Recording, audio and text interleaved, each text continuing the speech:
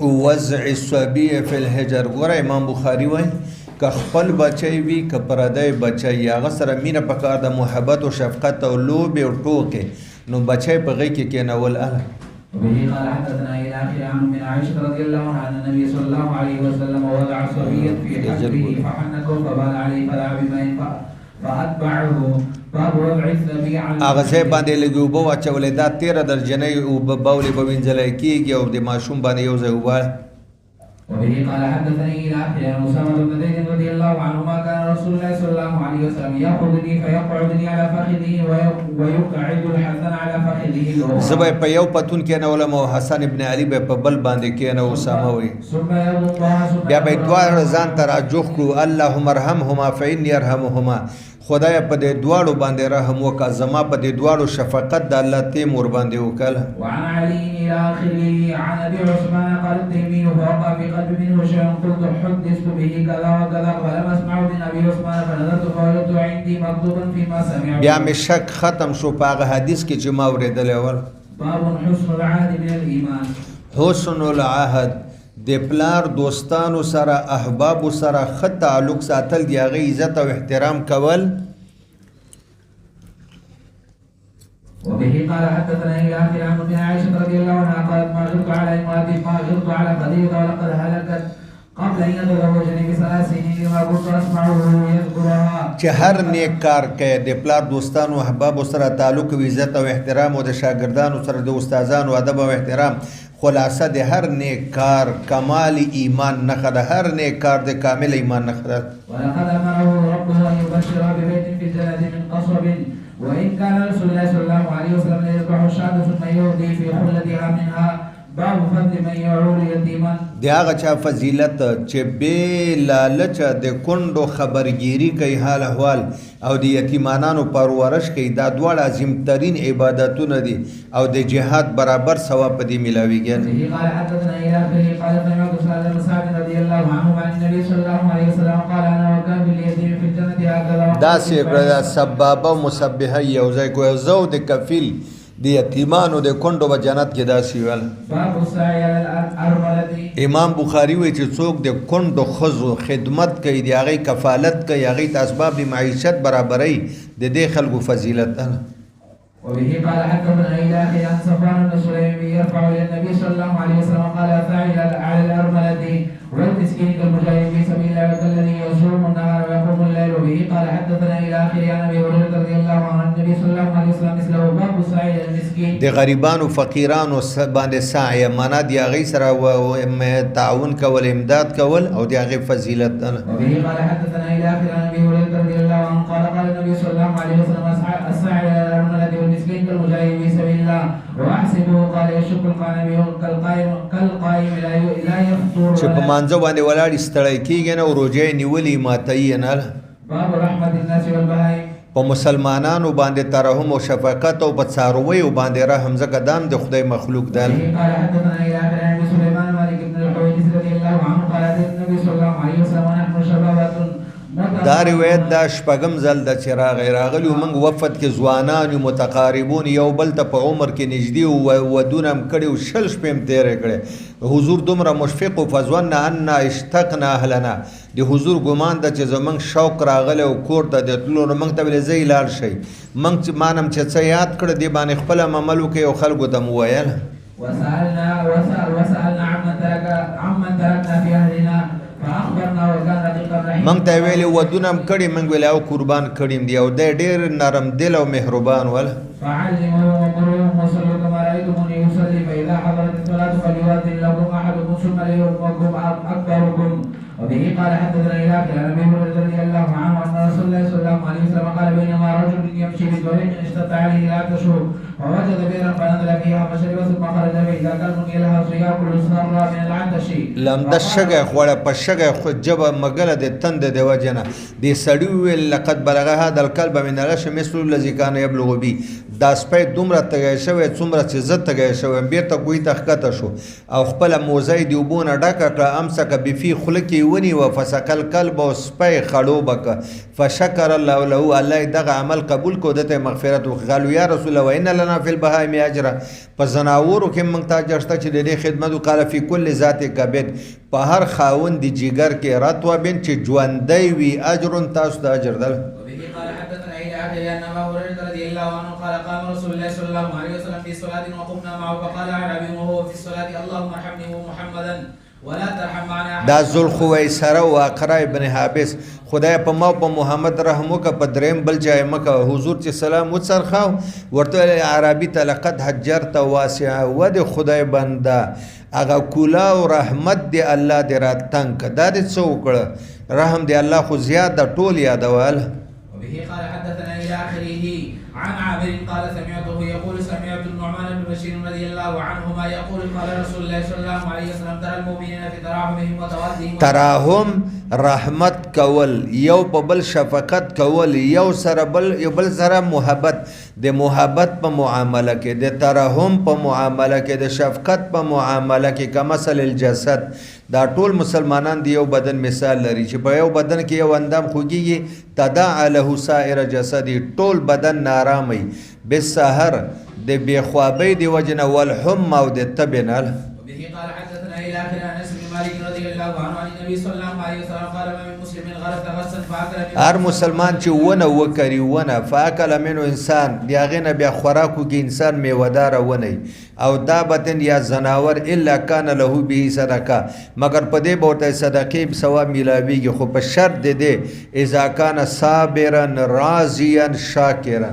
چې شکر وبا چې مالو چې کرلی وي ام مې کرلی و سیوان زناورو مو خوړه انسانانو د صدقې اجر به ورته میلاو شي وبه قال حدثنا الى اخره قال حدثني زيد بن وهب قال سمعت جرير بن عبد الله عن النبي صلى الله عليه وسلم قال من لا يرحم لا يرحم باب الوصايا بالجار د گاونډیانو په حواله کدرې قسمه گاونډیان دي د ټولو په حواله د الله له طرفه حکم سره له تاکید د حسن سلوک الله وقال الله واعبدوا الله ولا تشركوا به شيئا وبالوالدين احسانا درې قسمه گاونډیان دی واوره یو هغه گاونډی ده چې ستا گاونډی هم د رشتہ دار دیم د تا سره قریب بالکل دیوال شریک هم ده درې حق دی یو د اسلام یو د رشتې یو د گاونډي توپ بل هغه ده چې رشتہ دار دیم د مسلمان هم ده رشتہ دار دی ده مسلمان دا خو دیوال شریک نه د دوه حق دی بل هغه چې مسلمان هم نه ده رشتہ دار هم نه ده یو حق ده او د گاونډي بیا حقوق چې دی په گاونډي باندې 15 دي اول دا چې تا کړه څه پاخه شي کاسه پلیټ کې هغه ته ولېږه دویم دا چې دا تمنا مکوه چې هغه د ماته په کاسه کې ترکاری راولېږي دا خو بیا بدل شو ګل دا خو عوض و معوض شو درېیم دا چې ته ورته ضرر او تکلیف مه رسوه څلورم دا که هغه تا ته ضرر او تکلیف در ورسوه په هغې صبر وکړه او پنځمه دا ده چې په غم او ښادۍ کې تعاون ورسره کوه اگر که تا سره یې نه کوې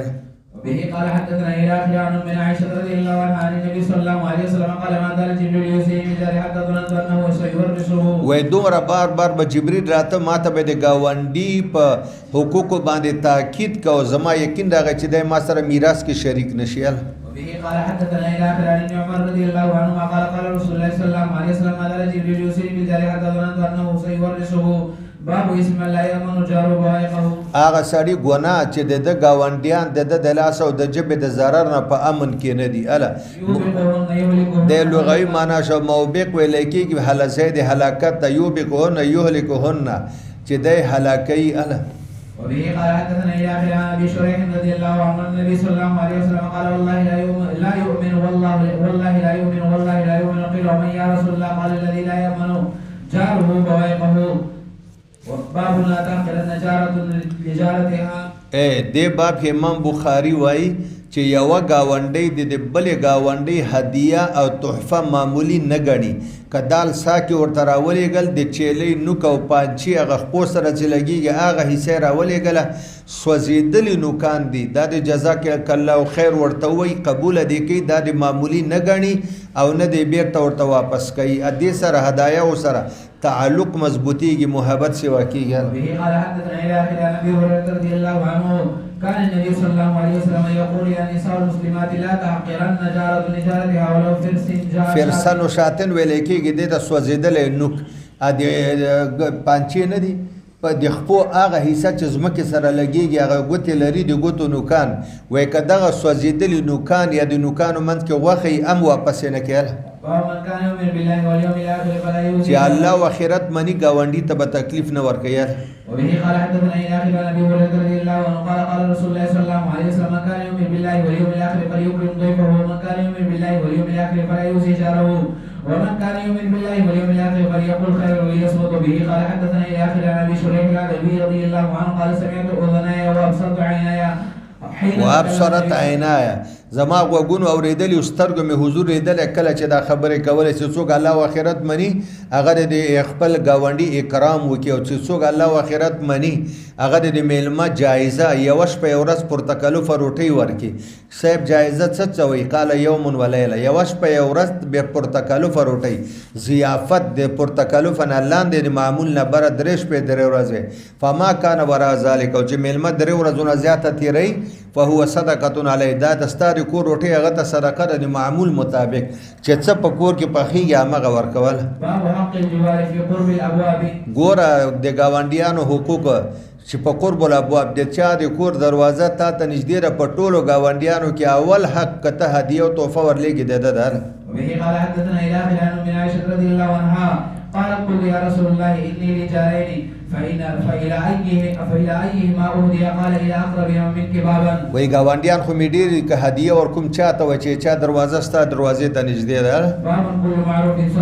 علامه بدرالدین عیني وایي چې معروف دا یو اسم جامعه ده لكل ما عرف من طاعة الله والتقرب الیه. هر هغه عمل چې به طور عبادت کېږي او سړی پې باندې الله ته نږدې کېږي والاحسان الی الناس دې ته معروف ویلی کېږي. هر نیک کار دا صدقه ده صدقې ثواب لري.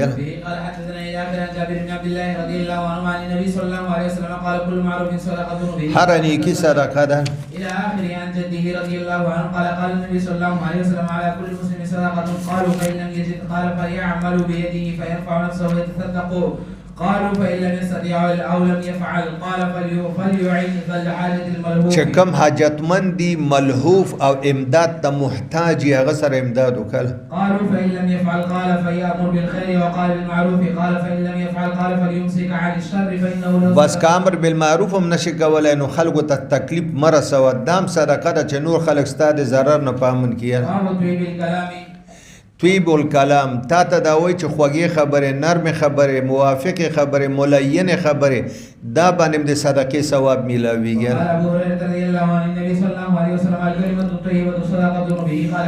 چې کومه خوږه خبره چا سره کوي په نرمه لهجه باندې په دې د صدقې ثواب میلاویږي.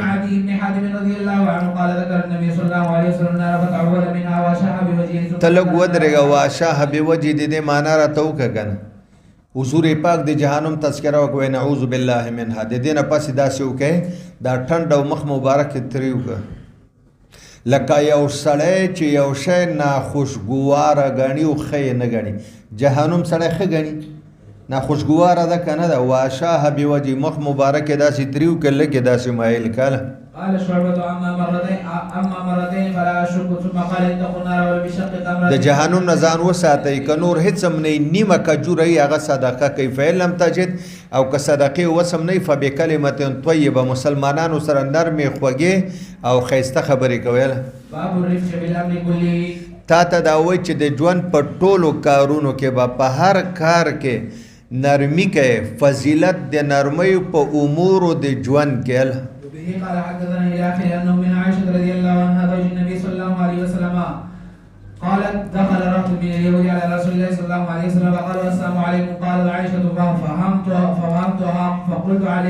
ففقلت عليكم السلام ز پوښم چې د حضور ته خیره وکړه ما ویل پتا سو د مرګي پتا سو د لعنت حضور وای مهلا یا عائشه تو مکه و عائشه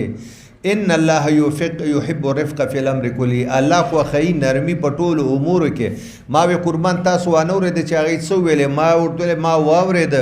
خو قد قلت علیکم ما ورته وعلیکم السلام او زما خیره خدای هغوی ته قبلوي او د هغوی خیره خدای ما ته نه قبلویله. وبه قال حدثنا الى عبد انس بن مالك رضي الله عنه ان اعرابيا بال في المسجد فقاموا اليه فقال رسول الله صلى الله عليه وسلم لا تضربوا ثم دعا بدلب مما فصب عليه. یعنی به بوکا یا پورا بوکا ویل تاسو خدای را لېږلې د اسانتیا لپاره نه د سختۍ لپاره. دا اقرا ابن حابس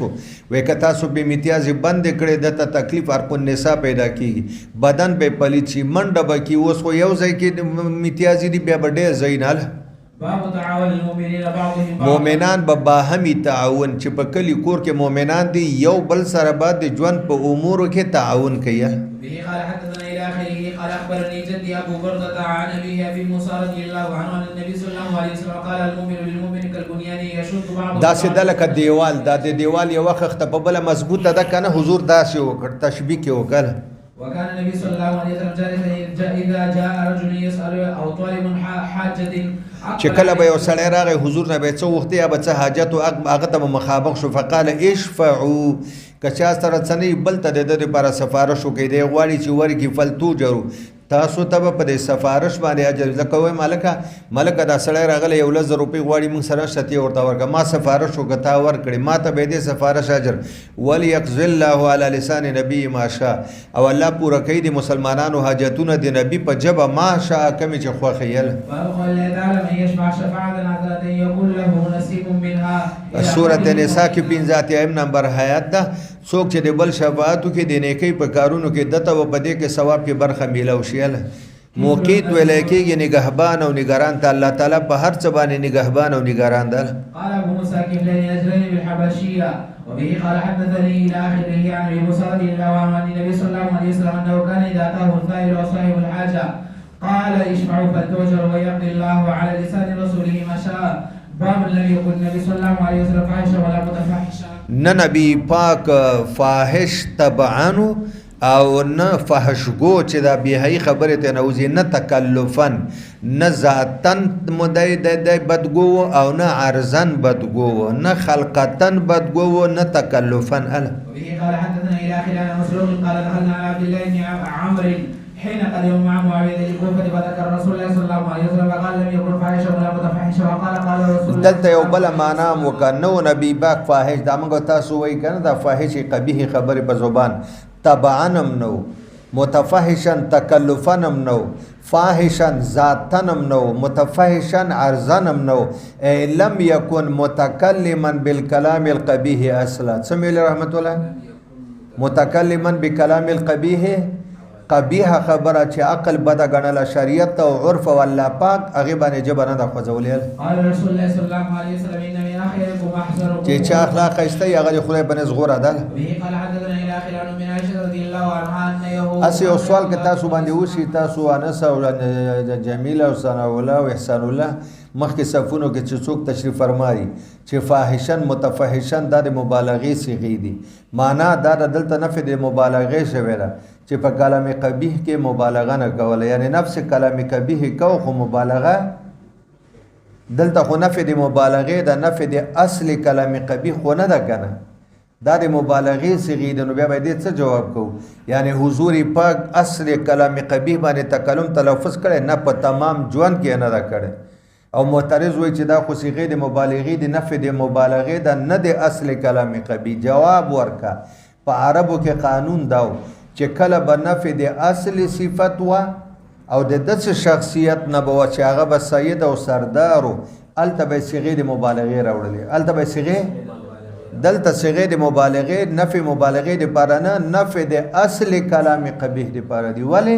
نبی پاک د مخلوق سردار در. فقال السلام عليكم فقالت عائشه عليكم ولعنكم الله وغضب الله عليكم فقال ما لن عائشه عليك بالرفق واياك والعنف والفحش. عنف سختیم مکوا بدگویم مکواله. قال ولم تسمعي ما قلت رددت عليهم فيستجاب ما جواب ورک کنه فیستجاب لی فیهم زما خیره د دې په خلاف قبلیږي ما ویل وعلیکم السلام الله د تاسو مړه کی ولا یستجاب لهم فیا او د يهودو خیری الله ما ته نه قبلیه. قال حدثني عن انس بن مالك رضي الله عنه قال لم يكن النبي صلى الله عليه وسلم سبابا ولا فاحشا ولا لعان كان يقول لأحد عند المعتبة ما له ضرب جبينه چې یو څوک به ملامت او زیات نه زیات به دومره ویلې ما له تربت یمی جبین والله دې دا ټنډ په خاورو کې ولې دا به تور محاوره و نه به تور خیراله. وبه قال حدثنا إلى آخر من عائشة رضي الله عنها أن رجلا استأذن على النبي صلى الله عليه وسلم فلما رأى قال بئس أخو العشيرة وبئس په قوم قبیله کې د بد سړی ده او د ټولې قبیلې خراب بچی ده. فلما جلس فتطلق النبي صلى الله عليه وسلم في وجهه حضور په کولاو ټنډ ورسره خبرې وکړې او ټوکې چې کله لاړ ما ورته ویل قربان چې کله تاسو ولید تاسو ویل چې بئس اخو العشیره او ابن العشیره په ټوله قبیله کې بدترین ورور بدترین بچی ده او چې کله راغی تطلقت فی وجه دی هغه مخکې په کولاو ټنډ خبرې وکړې وام بسط او ټوکې ورسره وکړې. نبی پاک ورته یا عایشه تو ما متى عهدتنی فحاشا په ژوند کې تا زه موندلی یم چې چا سره مې فحش ګویي کړې ده سخت کلامي کړې ده. ان شر الناس عند الله منزلتن بدترین د انسانانو نه دی الله په نسبت باندې لجیاته د مرتبه د قیامت پر ورځ معنا غره ترکه الناس چې خلک یې پرېږدي اتقاء شره دی وجه نه ورسره ناسته ولاړه نه کوي چې شر نه ځان ساتي دا شریر سړی وله. ښایسته اخلاق خلق عادت خصلت دا یو معنا ده. سخات څه ته وایي اعطاء ما ينبغي لمن ينبغي في وقت ينبغي. ما څه ویلې هلکه حاجي صاحب اعطاء ما ينبغي في وقت ما اوس دا ګوره جمع ده که نه ده. یو سړی راشي او 10 دانې څادرې غټ راوړي د جمع تاسو ته یې درکړي نو اعطاء ما ينبغي ده که نه ده. طالبان لمن ينبغي شو که نه فی وقت ينبغي دا جمع د تقاضا دی هم د غټو څادرو کوي که نه کوي دې ته سخا ویل.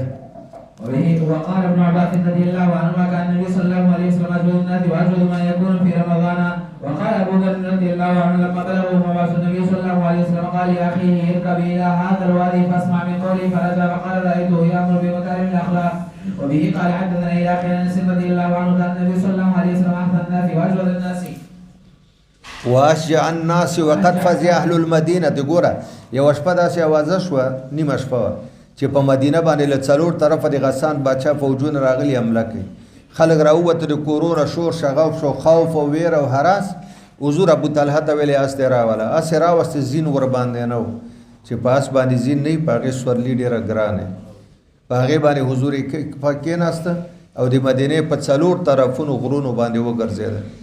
په یوازې ځان. ګوره مدینه ټوله د دشمنانو نه ډکه وه یهودو که نه مشرکان هم ول. بیرته واپس راغی صحابو ته تسل ورکړه مه ویرېږئ مه ویرېږئ د ویرې څه خبره نشته زه څلور طرفه وګرځېدم هېڅ هم نشته. اوس ته راته ووایه اشجع الناس شو که نه په ټولو کې بهادر ترین شخصیت دا نبي علیه صلات وسلام. ګوره فنت لک الناس قبل صوت فاستقبلهم النبي قد سبق الناس د ټولو خلکو نه مخکې هغه اواز ته چې کوم ځای کې یو اواز راوچت شوی او چې خلک حمله کوي حضور بیرته راغی لم تراعوا مه ویرېږئ مه ویرېږئ هېڅ هم نشته د ویرې د خوف او د خطرې څه خبره نشته. وهو على فرس لابي طلحه عرن زین ور باندې نه و ما علیه سجدا د عرن تفسیر شو او هغه ته وایي لقد وجدته بحرا وانه لبحر. دا ستا اس خو داسې مزل کولو که د سمندر په شان معنا تینده کې نه وهلې څوک یې غورځاوه نه. دا یو مثالي شجاعت ده چې رسول الله ریکارډ قایم کړی ده. به قال حدثنا الى اخره عن ابن المنكدر قال سمعت جابر يقول ما سئل النبي صلى الله عليه وسلم عن شيء قد فقال لا. دی وجه یو سائل وایي که نه وایي که تشهد کې اشهد ان لا نه وایي وی لکان الله نعم حضور نه چې چا څه غوښتي الله یې ورته نه دي ویلي وایي ښه. وبه قال حدثنا الى اخره قال حدثنا الأعمش حدثني شقيق بن مسروق قال كنا جلوس مع عبد الله بن عمرو رضي الله عنهما يحدثنا إذ قال لم يكن رسول الله صلى الله عليه وسلم فاحشا ولا متفحشا وإنه كان يقول إن خياركم أحاسنكم أخلاقا. وبه قال حدثنا إلى آخره عن سهل بن سعد رضي الله عنهما قال جاءت امرأة إلى النبي صلى الله عليه وسلم ببردة فقال سهل للقوم يتدرون ما البردة فقال القوم يشرب. دا یو څادر و چې دې کې ګلانې مچولي وو او زونډې مچولي وو. يشرب منطورة فيها حاشيتها فقالت يا رسول الله اكسوك هذه فأخذ النبي صلى الله عليه وسلم محتاجا إليها فلبثها فرآها عليه رجل من أصحابه فقال يا رسول الله عبدالرحمن بن عوف ولید وی قربان دا خو ډېر ښایسته ده او دا ول ورځ د ګنټه نه کېږي چې حضور اچولی ده ما ته یې راکړئ.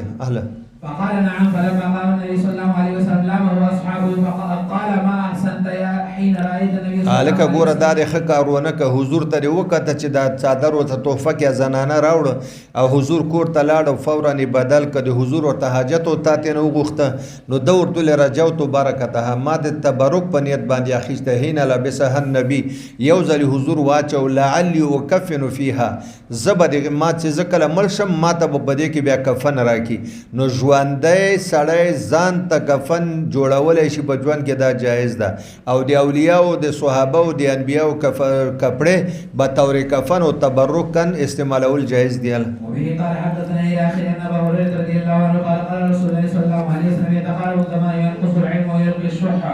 ويكسر الحرج. قالوا ما الحرج؟ قال القتل والقتل. وبه قال حدثنا الى اخره حدثنا انس قال خطبت النبي صلى الله عليه وسلم 10 سنين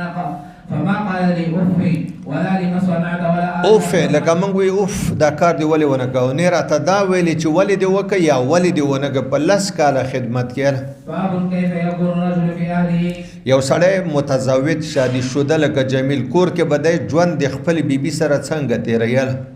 به قال حدثنا الى اخره قال سالت عائشه ما كان النبي صلى الله عليه وسلم يصنع باهله قالت كان في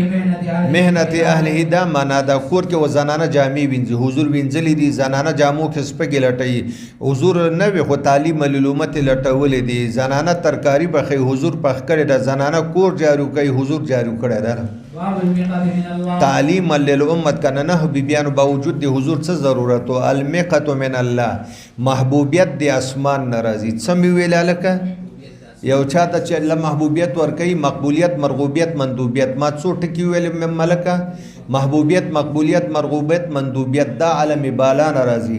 هر سړی به یو چا سره بیا مینه کوي او مبغوزیت مخذولیت معدومیت مقهوریت دام دی عالم بالا ناراضي یو سړی به تا سره د وربش برابر بد نه کړي ستا بسترګو به بد لګیږي. به قال حدثنا الى اخر النبي هريره رضي الله عنه النبي صلى الله عليه وسلم قال اذا احب الله العبد نادى جبريل ان الله يحب فلان فاحببه ويحبه جبريل فينادي جبريل في اهل السماء ان الله يحب فلان فاحبه فيحبه اهل السماء ثم جبريل په هو اسمانو کې اعلان کوي چې الله پاک پزمکه فلان کې د فلان کې زوی خپل محبوب او مرغوب جوړ کړه تاسو مر سره مینه وکي هغه زمکه تر ورسی هر سړی بیا ور سره مینه کوي. باب الحب في الله محبت دی الله رضا دی بارا خالص دی الله دی بارا د چا سره محبت لا لعوزن ولا لعرزن ولا لغرزن د لالچ دی بارا نه ير. به قال حدثنا الى اخر انس بن مالك رضي الله عنه قال قال النبي صلى الله عليه وسلم لا يجوز احد حلاوه الايمان حتى يحب المرء لا يحبه الا تراغه پوره به یو سړی د ایمان خواږه ونه څکی ترڅو چې بل مسلمان سره دی الله دی بارا محبت ونه کیل وحتى يلقى في النار احب اليه او حتی چې په ور کې ورزیدل ورته محبوب شي له کافر کېدلونه چې خدای په کلمه د کفر نه خلاص کړی دا او دای به ته کافر کی اور کې ورزیدل خوخی سوزیدل خوخی خو کفر ته واپس کېدل نه خوخی. وحتى يكون الله ورسوله احب اليه مما سواه. او دریم تر هغه به مسلمان د ایمان مزه ونه څکی چې الله او رسول ورته محبوب نه جوړ شوی له ما سیوانه ما سیوا معنا ټول کائنات او ټول مخلوق له. باب قول الله تعالى يا ايها الذين امنوا لا يسخر قوم من قوم عسى ان يكونوا خيرا منهم. یو قوم دی بل پر ټوکې مسخره استهزاء نه کوي قریب ده ان یکون عند الله خیر منهم چا پر تاسو ټوکې کوي مسخره کوي د خدای په نزغه تاسو نه بهتره. به قال حدثنا الى اخره عن عبد الله بن زمعه رضي الله عنه قال النبي صلى الله عليه وسلم يضحك الرجل مما يخرج من انفسه وقال الګ واوره کنه داسې چل شو چې په مجلس کې حضور بیان کو دې کې یو کس نه هوا سره دی आवाज خارج شو نور اور پورې وخند د حدیث او د آیات منځ کې مناسبت ته وګوره نو چې وی خند خو به تور استهزاء وخند به تور مسخره وخند کنه نو دی وجنه نبی علی السلام ورته بما یضرب احدکم امراه او دوه خبرې دی وخت وکړي ولی یو سړی خپل خزه وهي سحر ضرب الفهل لك مولا چې خپل غلام وهي ثم لعله بیا کې دی چې دا خاون يعانقها د ماخستن په ټیم کې ورسره جماو نو سحر غربوا او ماخستن ورسره پر کیفه د خوند او د مزین ډکه معامله کوي دا خو د عقلمن سړي لپاره پکار نه ده او بیا د دینه پس نبی علیه الصلاۃ والسلام فرمایل و ګوره دلته بیا نبی علیه السلام ثم لعله يعانق وقال ثوري ووهيب وابو معاويه وهشام وان یضحک رجل مما یخرج من الانفس او ولی خاندي یو سړی مما پاغه څه باندې یخرج من الانفس چې د دنم خارجي ولې دا هوا مغه یو کس نه کار چانه خارجي دا اوسه باتروم دلار شي هوا بغیر د आवाज سره نو دا خو د خندا خبره نه و ولی مور پورې وخندله به قال حدثني الى اخر عن عمر رضي الله عنه قال النبي صلى الله عليه وسلم بمن تدرون اي يوم هذا قال الله ورسوله اعلم کتاب الحج کې تیر اداله افتدرون اي بلد هذا قال الله ورسوله اعلم قال بلد حرام دې خیال دا چې حضور به ته نوم بدل کې لکه کفار قال الله ورسوله اعلم قال شهر حرام قال فان الله حرم عليكم دماءكم واموالكم واعراضكم وحرمه يومكم هذا في شهركم هذا في بلدكم هذا باب ما يمنع عن السباب واللعن مسلمان ته به کنزلم نه کوي مسلمان ته به خیریم نه کوي په مسلمان به لعنتم قبل الموت نه وای به قال حدثنا الى اخر عن ابي الله رضي الله عنه قال رسول الله صلى الله عليه وسلم سباب المسلم فسوق وقتاله كفر او د کې څلور توجیهات دي قتال وجل د مسلمان کفر ته مستحیل حلالي غني دویم کفر دون کفر عین کفر نه رخو عمل د کفر ده دریم مدا د کفران د نعمت مراد ده څلورم مدا قارب الکفر چې مسلمان د مړ کنو کفر ته ور قریب شویل به قال حدثنا الى اخر عن ابي ذر رضي الله عنه انه سمع النبي صلى الله عليه وسلم يقول لا يرمي رجلا بالفسوق نسبت دینه کوي نسبت دینه کوي یو سړی بل ته په فسوق اے فاسقه اے فاجره اے يهودي اے نصراني اے هندو اے سکه دا نه وای ولی دا جمله اعراض دي چاته چې فاسق ویلي کافر يهودي هندو سک دا زی دی هغه په سر ګرځي اعراض قائم بالغیر دي کاغه کې زوی وی واقع شي کنه بیرته په قائل باندې په دې دواړو کې یو په دې اخته کیږي کنه نو فلهذا الا تد علی چاته چې دا کلمات ذکر کړي واغه کې زینې بیرته په دې ویون کې باندې راو ګرځي لم یکن صاحبو کذالک زاهد مراد هغه سره چې تا ورته ویلي دي فاسق فاجر هندو سک يهودي نصراني قال حدثنا الى اخر عن مالك رضي الله عنه قال لم يكن رسول الله صلى الله عليه وسلم فاحشا ولا لعنا ولا سبابا كان يقول عند المعتبه ما له ضرب جبينه وبه قال حدثنا الى اخره عن ابي قلابه عن ثابت بن الضحاك رضي الله عنه كان من اصحاب الشجره حدثه ان رسول الله صلى الله عليه وسلم قال من حلف على ملة غير الإسلام فهو كما قال وليس على ابن آدم نظر فيما لا يملك ومن قد یو شی چې ستا ملکیت کې نه خرڅوي یو شی چې ستا ملکیت کې نه منښت او نظر مکوه چا چې نفس ملک په یو شی باندې په دنیا کې یا په تور یا په تمانچا یا په پکی پورې ځان وتړ غوځي به یوم القیامه په مکه اعلی په قیامت کې د عذاب ملاویږي چا چې مؤمن باندې تخیره او لعنت ویل دا د سیدل کې مړی ولی وجلم کبیره گناه ده او لعنتم کبیره دواړه په کبیره کې برابر دي ومن قذف مؤمنا بکفر چې یو سړی مؤمن ته وي چې ای کافر یهودي نصرانی فهو کقتله دا سیدل کاغه چې وجلې خو وجلم کبیره گناه ده او دا نسبتونه هم کبیره گناه دي په دې کې تشبیه ورکړي قال حدثني الى اخره قال حدثني علي بن مصعب قال سمعت سليمان بن صاد رجلا من اصحاب النبي صلى الله عليه وسلم قال استقر رجلا عند النبي صلى الله عليه وسلم وغضب احدهما فاشتد غضبه حتى انتفخ وجهه وتغير فقال مخي او پرسید او تغیر هغه څټ رګونه مو پرسید رنگ تک سور شو محبوب ولید وای ماته و کلمه معلومه ده کده قصړی چې په غصه ده کاغه وی لذهب عنه الذي يجد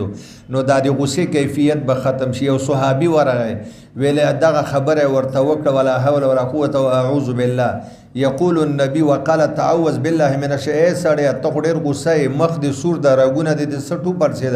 اعوذ بالله و یا حضور وی د غصه به ختم شي فقال سړی ورته څو یغه منافقو اترابی باز ولستا په ما څه خیال د ز پاگلې ما ولستا په ما څه خیال د زما دماغ خراب دي ا مجنون ولې زلې ونه ما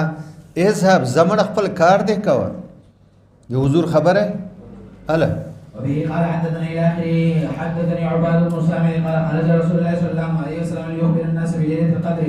فطلع رجلا من المسلمين د دوه کسانو سره تلخ کلامی و تلخ کلامی مجادله لفظي دا څوک رحمت الله یو رب الدین وبل ابو حضرت او کعب تیر نشو ورته لاله قرض ملا کول نشته را سره ادوارو تلخ کلامی و حضور راوته محبوب له زما اراده و زتا سو خبر کم له تعین د ليله القدر نه خو چې فلان کی تلخ کلامی و نو هغه تعین زما د زړه نه الله اوچت کو زمړه په دې کې به خیری فلتمسوها فی التاسیه دینه دا معلومه چې جګړه خشینه ده د دې جګړې د وجه نه امت دی او عظیم خیر نه محروم شو چې هغه تعین د ليله القدر په ماه مبارک رمضان کې وبه قال حدثنا الى اخر عن ابي ذر رضي الله عنه قال رأيت عليه بردا وعلى غلامه بردا فقلت لو أخذت هذا فلبسته كانت حلة وأعطيته سبا آخر فقال كان بيني وبين رجل كلام وكان أمه عجمية. ابو ذر وای چې ما یو جوړه یو څادر ځان ته واخیسته یو څادر می غلام ته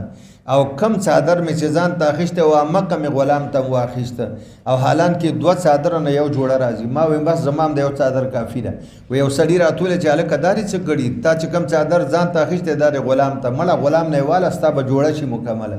ځکه دوه څادر جوړی کنه لنګ او څادري و ما وینا و ما د خپل غلام ته غوسه راغله ما ورته اے ابن السودا اے د تور خزه بچیا پیغور می ور اغلاړ نبی پاک ته شکایت وک و نبی علی السلام ما ته وای چې ما کله انی سببت فلانا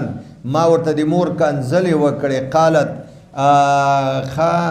ورته وای افنلت من امه ته د مور ته رسیدلې مور ته پیغور دی ور کړل چې اے د تور خزه زوی ما و اوجی قال انك امرؤ فيك جاهليه یا ابو ذر تا کې دا اوسم د جاهلیت یو خوې پاتې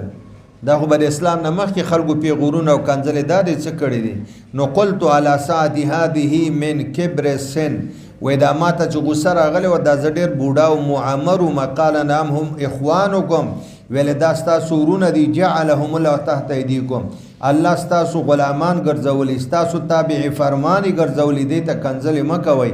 سچ خپل خوري هغه په دی باندې خوري سچ هغه هغه په دی ته ماچوي او ولا يكلفه من العمل ما يغلبه یو سړی خپل غلام او نوکر په کار نه مکلف کوي چې نشي کوي فإن كلفه ما يغلبه كمكلف كبدس او کار چې کار په د غالب فليعينه عليه نو مولا دي ور سره په امداد وکړي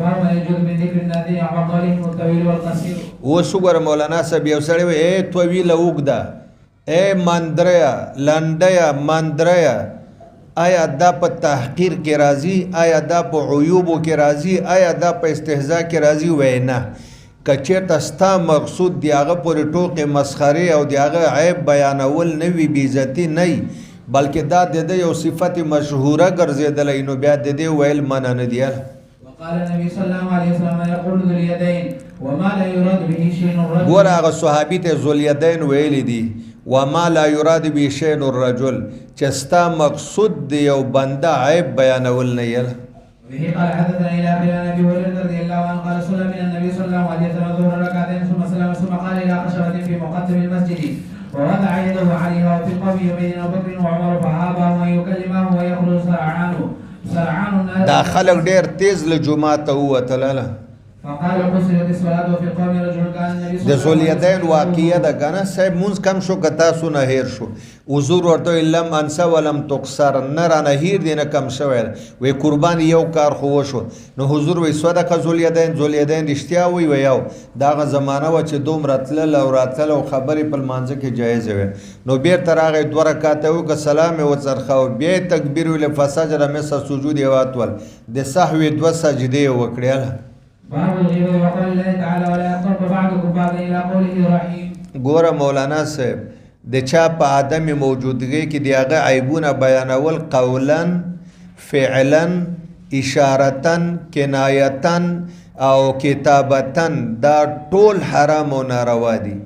مسلمان باید د بل مسلمان عیوب بیان نکي که یو سړی په دې قادر خپل خو به غیبت نه کوي